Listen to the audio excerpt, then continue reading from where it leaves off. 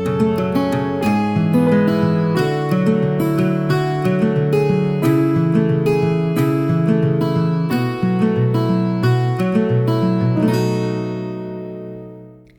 everyone, it's Anja here and I'm back with another video for Ophelia Talks, and this is part 2 of the Duckpond blanket. So in the previous video we made the Anna starburst squares, and in this video we are going to be joining all these squares. So I have laid them out ready to be joined, and like I said, we are going to be using the quickest join in history.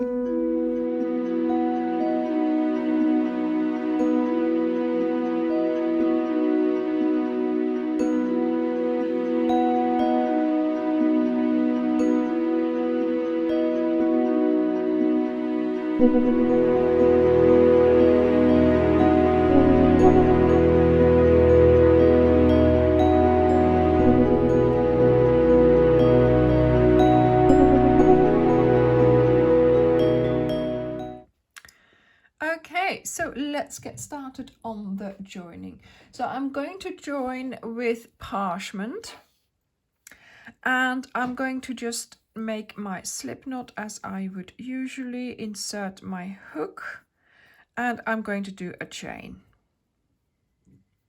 Now here in front of me I have the two first strips of the blanket, so I am going to pick up the two first squares like this, and I'm just going to go into the first box and do a single crochet, chain 1 into the second box of both the squares, single crochet, chain 1, and this is how you're going to continue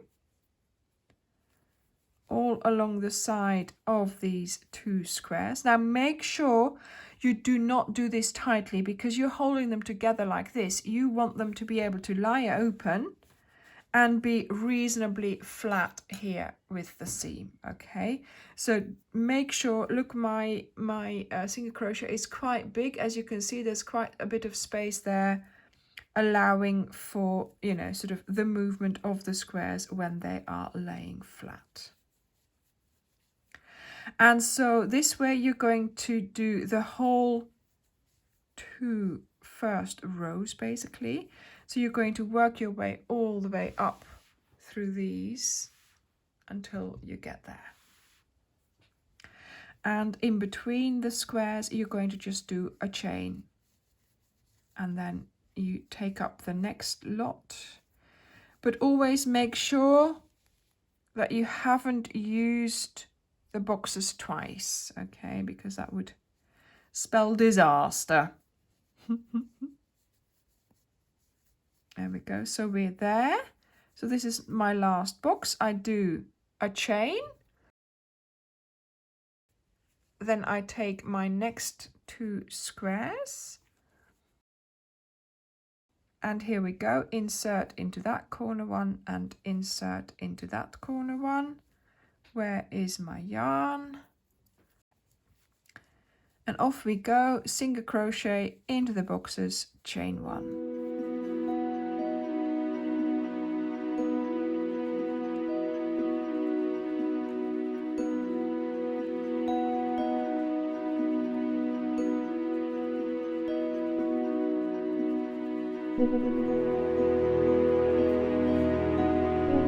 So I'm going to continue for this first strip and I'll be back.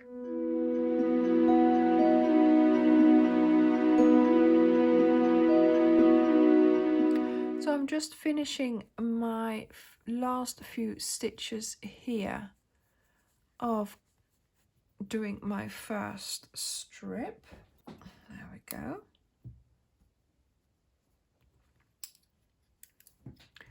So here we are. So now I am going to take my next strip here, which I've got waiting here, and I'm going to attach like so each time. So then I have the 3 squares attached, and then I will continue with the next ones as well. So I will see you when I have done all my vertical lines.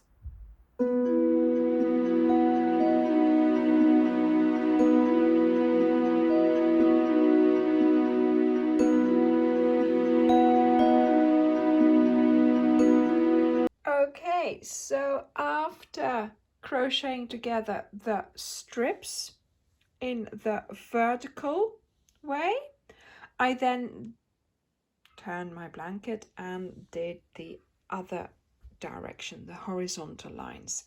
And I have to say, this was one of the quickest blankets I have assembled. It took, less than an hour. These are 25 squares, so 5 squares of each color, and it has turned into a really lovely square of a blanket. So now we are ready to start the border.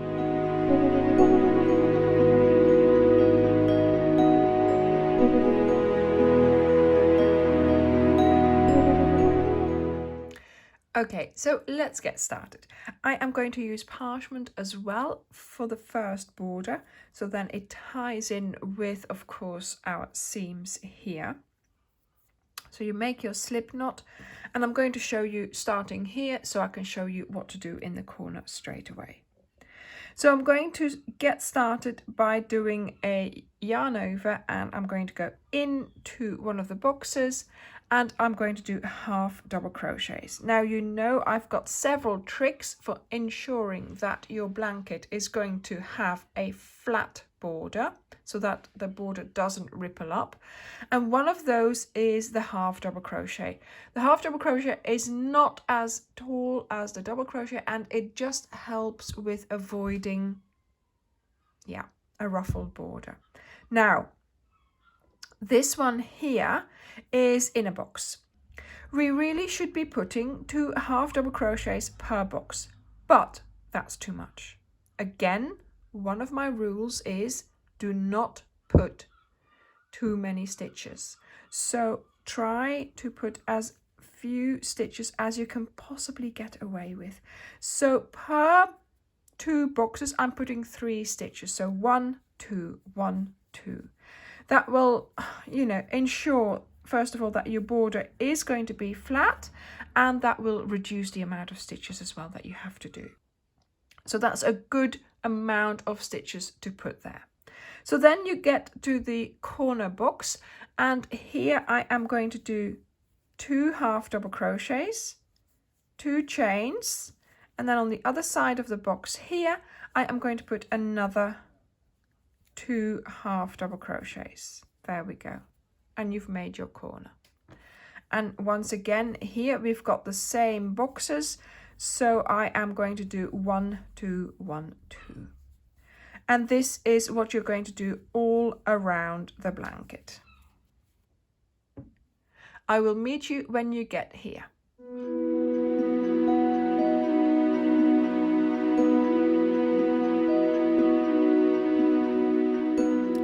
Here we are, and I'm doing a slip stitch under that first V because the first one closes up for me, and there we have it.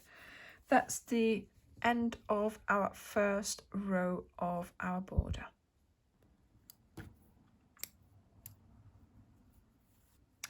And then, of course, it's a matter of choosing the next color, and it's thinking, what do you want to do? So I am just going to continue with a half double crochet.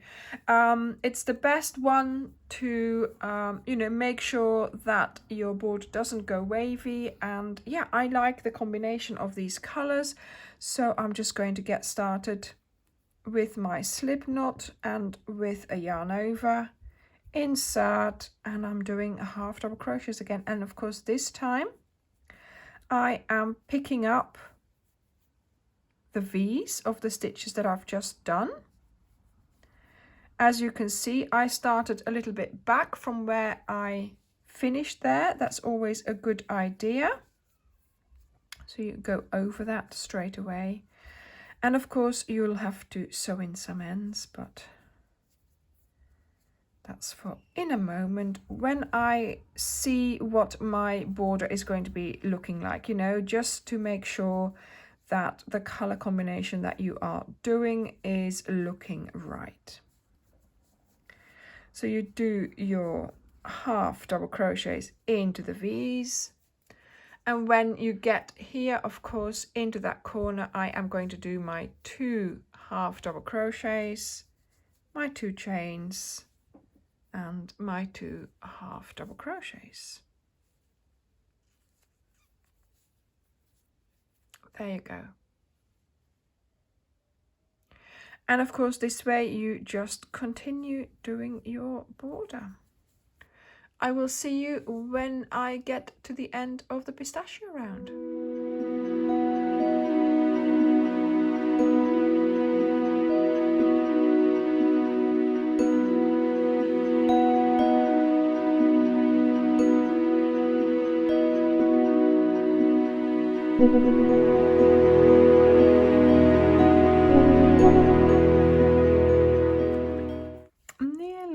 Nearly at the end of the round here.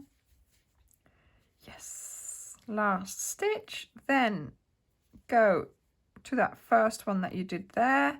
Don't know what happened there. I'm just going to go under that one. There we go. And you do a slip stitch, and that closes the round. Okay, where's my scissors? Cut off the yarn. Oop. There we go. So now, of course, we need a third colour, and I think I might go for gold. Okay, so I've got my gold slip knot in with my hook, and off I go again.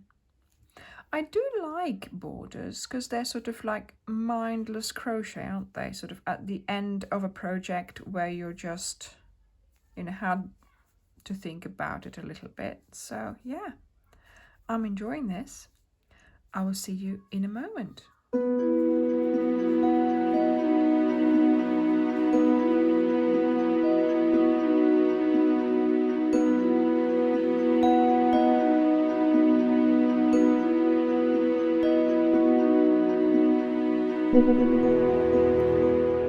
And once again, I am nearly finished with my gold border, and I might just add, oh my goodness, Lincoln. I'm going to do another one, maybe another one. I don't know. I might just leave it at, I'm not going to leave it at this. I might just add the Lincoln and then just leave it at that. But yeah, just, you get the gist. To be honest, you could do as many rows as you wanted, and you know, any combination of colors of your, you know, of your 5 colors would be great. So there we go.